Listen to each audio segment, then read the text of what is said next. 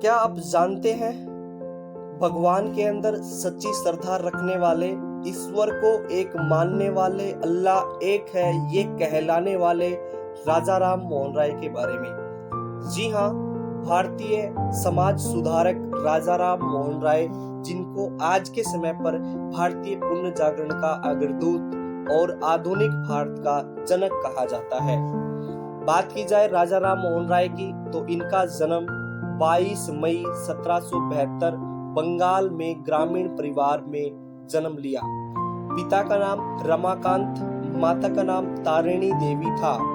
भारतीय समाज के अंदर बहुत सारी कुप्रथाओं को मिटाने वाले राजा राम मोहन राय ही थे। ये ऐसे व्यक्ति जिन्होंने ईस्ट इंडिया कंपनी के अंदर नौकरी छोड़कर अपने आप को राष्ट्र सेवा में झोंक दिया गया।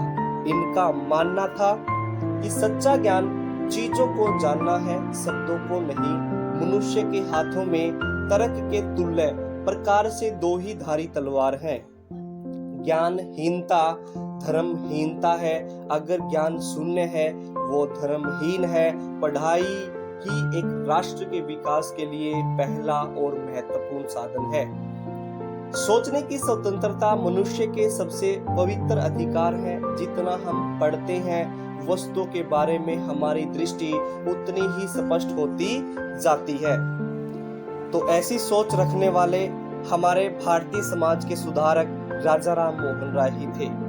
राजा राम मोहन राय ने हमारे भारतीय समाज से बहुत सारी कुप्रथाओं को दूर किया और अपने विचारों को आगे पहुंचाने के लिए, लोगों को जागरूक करने के लिए, अपने विचारों का प्रचार प्रसार करने के लिए 20 अगस्त 1828 ईस्वी में ब्रह्मा समाज की स्थापना की।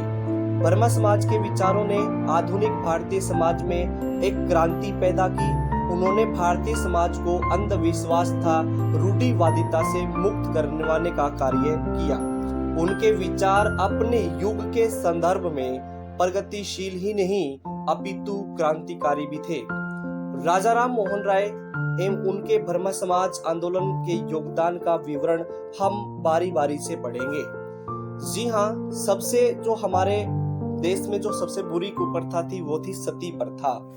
सती प्रथा की अगर बात की जाए तो इसको भी मिटाने वाले राजा राम मोहन राय ही थे। भारतीय समाज में फैली सती प्रथा जैसी कुप्रथा का विरोध करने वाले प्रथम भारतीय राजा राम मोहन राय ही थे।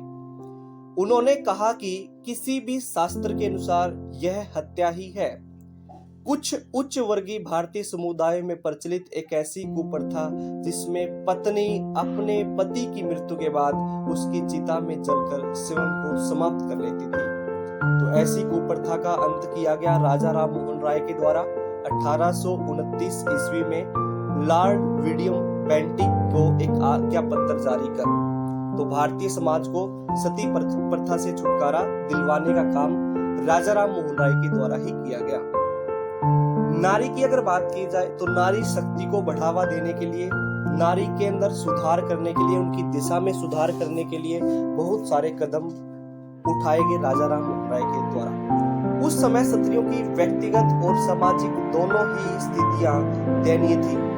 उन्होंने नारी पर किए जाने वाले अन्याय और अत्याचार का विरोध किया एवं नारी स्वतंत्रता, नारी अधिकार और नारी शिक्षा पर बल दिया।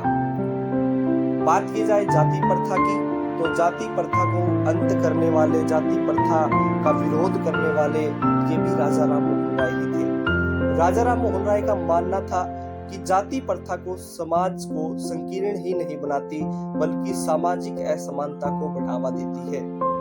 इस कारण उन्होंने जाति प्रथा का विरोध किया और इस समाज से इस कलंक को हटाने का काम इन्हीं के द्वारा किया।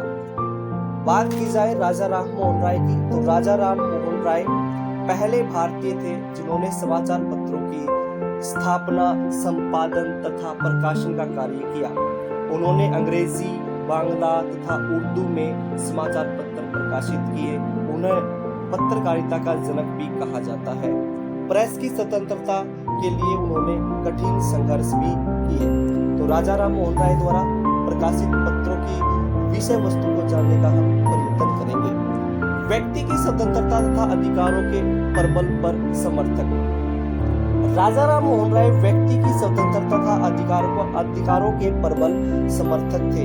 वे मानते थे कि राज्य को निर्बल तथा असहाय व्यक्ति की रक्षा करनी चाहिए और यह उसका कर्तव्य भी है। जनता की सामाजिक, सांस्कृतिक, नैतिक और राजनीतिक दिशाओं में सुधार हो। अंग्रेजी शिक्षा के ऊपर बात की जाए तो अंग्रेजी शिक्षा के ऊपर बल देने वाले भी राजा राम मोहन राय थे।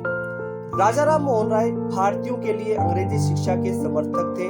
उन्होंने अंग्रेजी सरकार को बार बार पत्र लिखकर अंग्रेजी शिक्षा तथा अंग्रेजी शिक्षण संस्थानों की स्थापना का आग्रह किया। आज के लिए साथियों हम इतना ही राजा राम मोहन राय के बारे में पढ़ेंगे।